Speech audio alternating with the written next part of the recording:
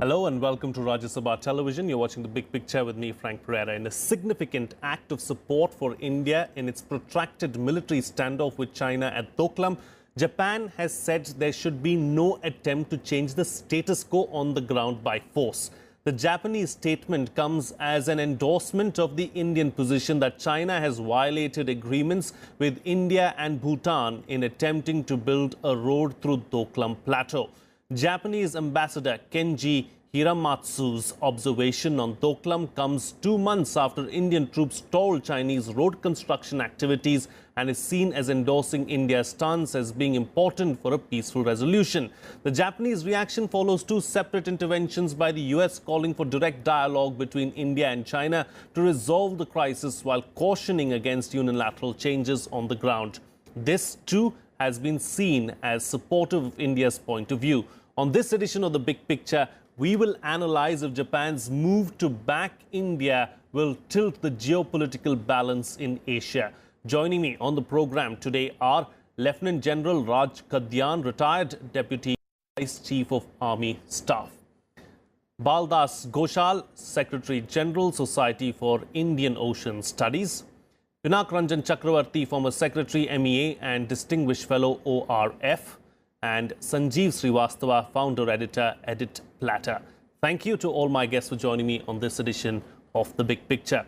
Ambassador, I'd like to start with you. What do you think of this move? Because India and Japan have been coming closer and collaborating and cooperating on several issues. Now the Japanese have come and supported us as far as the Doklam standoff is concerned. Well, one factor is that I think Prime Minister Shinzo Abe is scheduled to visit India. So that could be one of the factors to prepare a good ground for the visit. But I think Japan itself has had so much problems with China. Why Japan? There's so many countries in South China Sea, in the littoral, who've been having problems with their island grabbing and unilateral methods. And of course, now India is having the Doklam problem. So I think, and there has been a process actually. It hasn't happened overnight. I think there's been a slow gathering of the democratic countries in Asia, including, let's say, the Malabar exercises and things like that. So as China flexes its sort of muscles and sort of spreads its wings, this is a kind of a countervailing, you could say, balancing that is taking place. And it's quite natural when one great power rises for such things to happen. Sure. So I think you are seeing basically that kind of countervailing and counterbalancing that is taking place. You know, Professor Ghoshal, as far as a realignment of sorts, is that what's happening as far as Asia is concerned? All the big powers really trying to come together and trying to form an axis of sorts maybe against China, because all these nations, like the ambassador just mentioned, has a problem with China. I think yes. Almost all the countries bordering China are having problems either in terms of their territorial disputes or in terms of maritime disputes. In the case of maritime, it is on South China Sea, and quite a few countries of the region in Southeast Asia are involved in that dispute. Even countries like Indonesia, which is not part of that dispute, they are also facing some problems with China. And recently, Indonesia's President Jokowi, he has named a certain part of Natuna Island, certain part of South China Sea as East Natuna Island.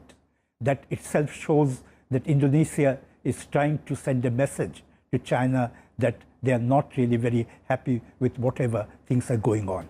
Now, you talked about a realignment of forces. I think what is happening is that it is difficult for other external powers to really bring about any change in the balance of power within the region. And particularly after the coming of Trump, there is a certain amount of uncertainty of a country which actually had been the anchor of stability in this part of the region. Now, what is happening is that individually, many of these countries are not in a position to really countervail China's influence. So what is happening is a kind of a coalition among middle powers who are trying to build up a web of relationship among themselves to create a kind of a bulwark against future Chinese influence. You know, the kind of relationship that is happening between India, Vietnam, India, Japan, Japan, Vietnam, Indonesia, Japan. So it's a kind of a wave of relationship that is developing as a kind of a middle power coalition. And that might be one of the major part of the architecture that Asia might witness in the future, in the coming decade. You know, Sanjeev Srivastava, as far as what the professor just said, I mean, the common enemy, I wouldn't go as far as calling them the enemy, but the common problem factor really seems to be China, and also seems to be the glue that is bringing all these nations together. How long are they going to stick with each other? I think the question can be also framed like this, Frank, that it's not a question of how long, how effective will be this counter, how effective, will be this counter force. Because, see, between Washington and Tokyo, personally I would, and I think others may agree, Tokyo would be a more dependable, reliable ally. Because Washington changes its colors every few seasons, really. So that that's not important. So Japan has also been on the receiving end of China's, what you can say, aggressive posturing. They have captured an island. America, by the way, did not lift a finger. They couldn't have done anything from such a distance. So Japan being on our side is a relief. But push comes to shove, every country is on its own when it really comes, if a situation like that develops. So while China can feel a little, not nervous, but at least more circumspect about the situation as it is developing, at the same time, it also may be seen by them as some kind of provocation and a cornered kind of a situation. So it's a very delicate balancing game being played out. You know, I haven't seen in the last 20, 30 years involving India such a high stakes battle of nerves being played out. So I think one should... Who's winning this battle of nerves? It's too early to call that, but whatever is happening, it's not good. You know, it's the best way would have been China. It's people returning from China say that Chinese have never felt so aggressively common people vis-a-vis India as they are feeling now. So there is a perception there that we are trying to stonewall them. But rightfully, our perception is that, you know, like Hitler, which started with Poland and Czechoslovakia, and nobody stopped him until they attacked France. So they have already cornered Nepal. There's the string of pearls one talks about, Sri Lanka. While we Chinese neighbors may be having a problem with them, but our neighbors are cozying up with Beijing all the time. So we have another problem on our hand. So yes, at some stage, Bhutan was our most dependable ally. We had to stand up there. I just hope Bhutan remains our most dependable ally going forward, because things are very fluid and changing fast, and it's a diplomatic game, and their money power is much more than ours. Sure. You know, General, it's a difficult balancing act that India really has to play out at this point in time. But can we really depend on some of these external forces like the other panelists have mentioned? You know, are countries like Japan and the United States really going to be our all-weather friends? Or is it up to us to deal with the situation and just see who comes on board? First of all, this Japanese message coming out is very significant because only yesterday I read some comments from Chinese side where they said no country is supporting India. They named particularly Japan and of course Bhutan. Both they were wrong, but that's the propaganda they've been playing. Well, how long we'll stick together, as long as China continues to project an image of being a bully in the region, which they have been. I mean, Philippines, when they came to South China Sea, despite the world decision that it is Philippines territory, they didn't listen to it. Everybody is scared of them, all these littoral countries. Japan has suffered at their hand. East China Sea, they are not even having overflight rights or the Senkaku Island. So I think all of them are looking up to India today, which can stand up to China. Bhutan, as you very rightly mentioned, is the only country totally with India as of now. Otherwise, China has ringed India from all over, both in the land as well as in the sea. So we have taken a very firm stand, and I don't think we have a choice. We must continue with that firmness, although our response has been very mature and diplomatically correct, unlike China, which is issuing threat after threat. Frankly, they have been very petty. As of now, I think China is only it's a psychological warfare. I don't think the war suits either China or India. No, I don't think it's going that way at all. Of course, everything is possible, but war is not probable. Yes. So this is a bullying tactic which will carry on. They have their Congress coming up in October. Sure. And I'm sure the president will be looking forward to continue for a second term. So I will not do anything at this stage which might make him look weak. So this face-off will continue at least till end of October. After that, apart from the Congress, the climate also is suiting India. We are well stocked there. Ours is a round-the deployment. Chinese will have, not that it is impossible, they will have more difficulty in maintaining forces there. The tail end of their supply line and the snows would come. Sure, sure. You know, Ambassador, would you call this, what the Japanese have done over the last couple of days, a diplomatic victory for India? The diplomatic channels have been, you know, in overdrive over the last few months you've seen after the Doklam standoff. So could we call it that? Well, I am very loath to call all these things, you know, as a diplomatic victory or defeat. I would rather say that it's a convergence of interests. And today you are seeing that, and that is why the Japanese statement has come.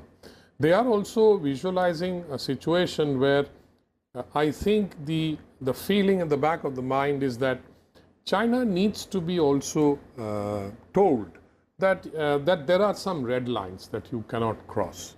And China may be a big power, a rising power, all that.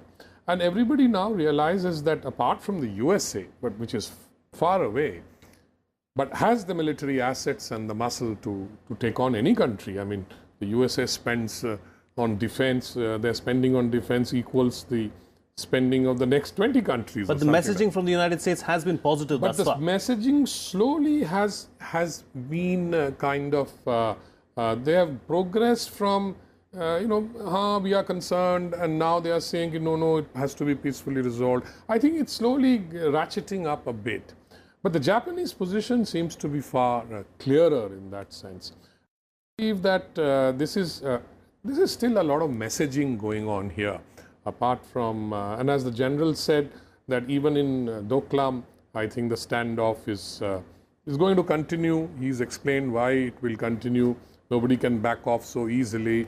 The Congress is an important factor. The next People's Congress that's coming up, Chinese Party Right. Congress. So that's October, I would say.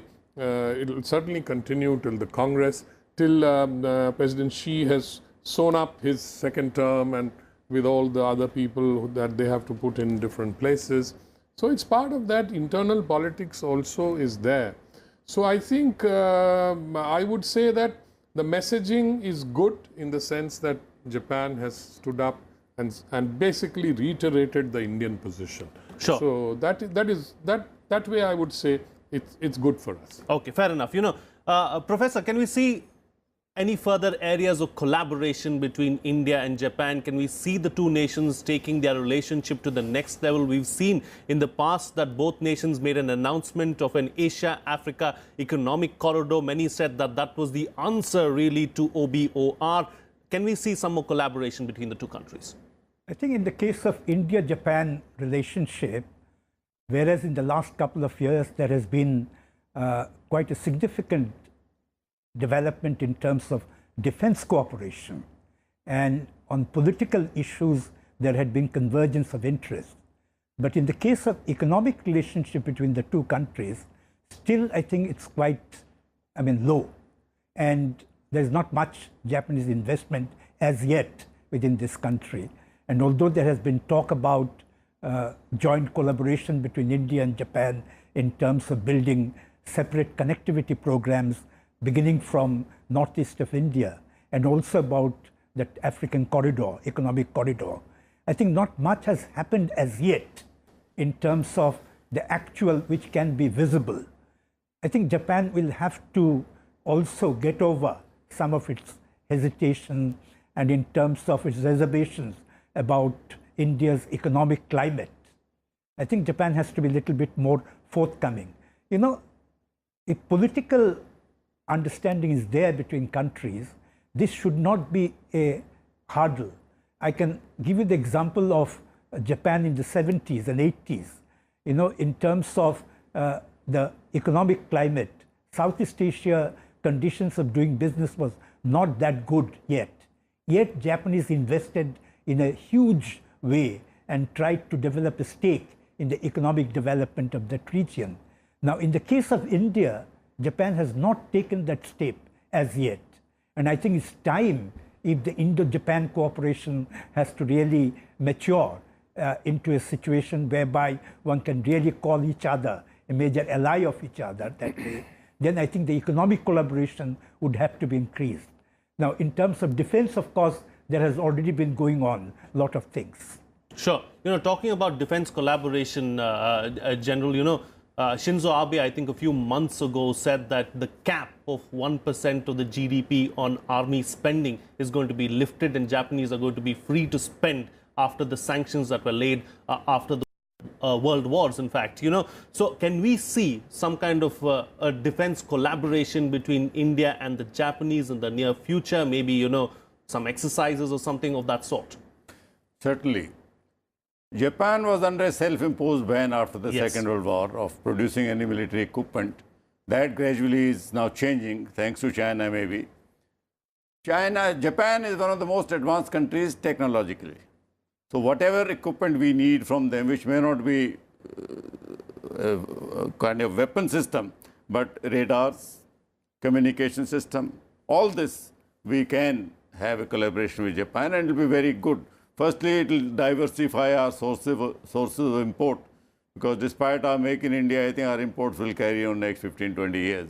Because Make in India is a long-term process. And we can't depend on the Israelis for everything. Yeah, that's true. Don't have everything. So it's always good to diversify resources. I think there is a great potential for India and Japan to collaborate in the production of military equipment, which may not be lethal equipment. Japan still may not be into it, but there is plenty of scope otherwise, other than that. Of course, we have ideological similarity of the democracy in both the countries. And China being a common, even if it's not enemy, it is an adversary. China's effort to keep India down is understandable because we are the only country in this region which can stand up. So all this, Doklam Plateau is not the cause of the friction. I think it's a result of many other factors, including CPEC and our not joining the One Belt, One Road. As you mentioned about exercise, we have already done exercise with Japan. We just had exercise Malabar where Japan, America and India had done it. And I think more such exercises can be carried out, particularly in the seas, in the ocean, where there is a great potential of military cooperation. Sure. Sanjeev Srivastava, let's go back to a point that someone else, one of the other panelists was making about, the rhetoric really on China's end and how the mood within China really is changing and shifting towards India. But the strategy that India has adopted thus far, do we need to change that strategy in dealing with China? Because the Chinese media has been extremely aggressive, but India has been passive and has been saying that we're going to deal with this the way it suits us best. Yeah, I only mentioned that point, that the Chinese media and Chinese people, from what I have been hearing and actually meeting some of them in Delhi, and that they are actually feeling very anti-India at the moment, and which is no surprise. Nobody has challenged them in this manner like this for quite some time. But I think we have not been passive, we have been very mature. Our media also relatively has been mature on this. Perhaps they understand the difference between Islamabad and Beijing. Maybe that's the reason for this maturity. Whatever. But it's good. One should be mature because there is no point. China for 30 years, as they were developing their military might and muscle, they kept a very low profile. I think India should also flex its muscle in a big way when we are of the same kind of stature and the same capabilities, which we realize we are not, but we are not so far behind as to we can be pushed around. But my problem is that we should not be really seeing this situation as a very pat, normal, routine kind of a thing, that this is just messaging and posturing.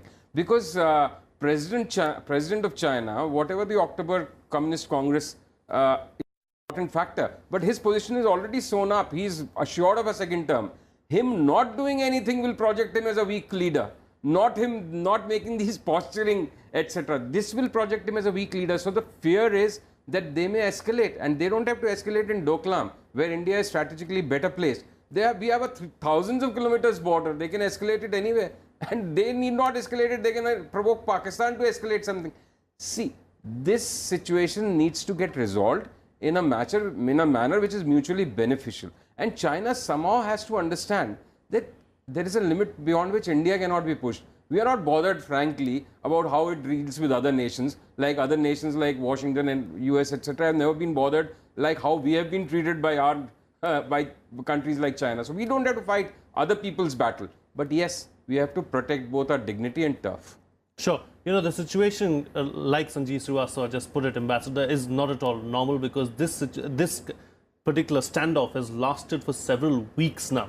What should India's strategy be going forward? What is it that we can do to really solve the problem?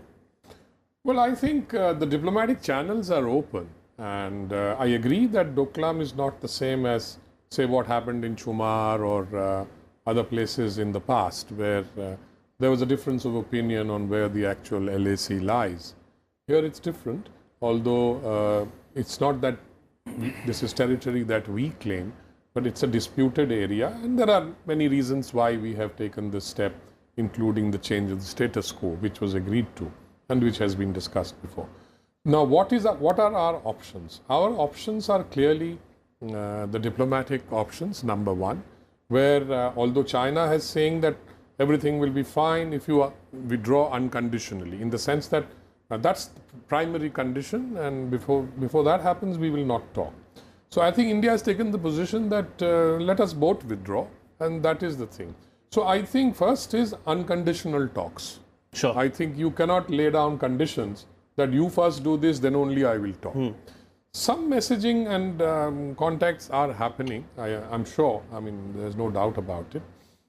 So let us see. But the timing of the solution when it comes, there are so many imponderables here about what President Xi and whether he wants to flex his muscles, etc. But let me tell you, I don't think China is going to gain out of a war here. Right. And neither will India, I think. Sure. So war is not a solution. And I think a diplomatic solution is the only solution, in my view. And if it comes to a conflict, a shooting war, then I think both sides will pay a price. Indeed. You know, Professor, the ambassador just mentioned about the option of the diplomatic channels being left open. There are several people talking about, you know, an economic option. They're saying boycott Chinese goods. Maybe that will teach the Chinese a lesson. You know, there are reports in the media yesterday that were speaking about how the Indian government is reviewing Chinese investment in critical sectors. Is that also an option? No, I think at this stage, I mean, imposing kind of a sanction, what you are referring to about trade and other things, would be, I think, unwise at this stage. Since you are depending on diplomatic channels and trying to resolve the issue through peaceful means, I don't think some strategy will bring about any sort of dividend to India's position right at this moment. But I think I wanted to make a comment on another important issue. Yes. The things that we began with, Japanese response. I think from one particular perspective, this Japanese statement, Japanese ambassador's statement about no change of status quo is very significant in the context of the entire question of China's rise as well as China's assertiveness. Because China's assertiveness is equated with changing of status quo in the structure, the balance of power in the region. The very fact the Japanese had made this statement that no country should try to unilaterally change the status quo, whether it is applicable to Doklam or it is applicable to South China Sea or East China Sea, I think it is a strong message to China that they cannot afford to do whatever they are trying to do in terms of their foreign and defense policy. Sure. So I think from that perspective, it is not just a support or some kind of a moral support to India's position in Doklam, but I think it's a general statement against China's assertiveness, and this also assumes a greater salience in the context that in the countries, among the countries of the region, I think the two countries, India and Japan, which can somehow match China's power in this region. Together. And together, and even otherwise, Japan, if it wants to become a nuclear power, it can do it very shortly Right. if it wants to. Sure. So I think from You know, that perspective, Professor, I'm I think sorry, this but this is a great development that at least Japan has come out openly in terms of a position on the question of the future regional order. Okay. That no change of I'm sorry to status quo. cut you short, but I'm completely out of time. I've got 1 minute left on the program, so I'd like to get my other two panelists into the picture as well and get their closing comments. You know, Sanjeev Srivastava, the professor was talking about how there is a larger and a broader message in what the Japanese ambassador really has said. But, you know, we should also be prepping for a response from the Chinese. Vis-a-vis China, Japan has issued much stronger statements because they have had much bigger trouble bilaterally with Beijing. So yes, it's an important statement. Yes, India and Japan coming together is something which should make China halt a little, just review the situation. But ultimately, like much more senior and experienced people like Ambassador and Raj Kadiyam Sahab has said, ultimately the issue is that we need to resolve. Sure. We need to resolve this in a manner which is not a loss of face for both the sides. Fair enough. Can both the countries find a common ground and really come out with a solution with all that has happened on both sides of the border, General? I think they will. I agree with Mr. Chakravarti. Ultimately, there will be a solution. And contacts, I'm sure, are continuing away from the glare of the media. Chinese, unfortunately, by their very strong rhetoric, have pushed themselves in a corner where they are finding difficult to come out of it. Yes. India has been very, very cautious and reserved. I think only way is that we talk either with the situation being on the ground what it is, or both sides pull back, as India has been saying. I mean, it's difficult to imagine that you make a road into nowhere. Road is made when you have a destination. Where will this road go? Yeah, the true. only purpose is defense. Sure. Maybe sure. we pull back earlier and they pull back the next day. Maybe that's a way. Okay. Yeah, Yeah. you know, those are the nitty-gritties resolved. really, Yeah. and those are the I'm minor hopeful it will be details. resolved. Yeah, we are all hopeful that the issue will be resolved without any blood being spilt. That's all the time we have on this edition of The Big Picture. I'd like to thank Raj Kadyan, Baladas Goshal, Pinak Ranjan Chakravarti and Sanjeev Srivastava for joining me on the program and putting things into perspective for us. That's all the time we have today. See you again next time.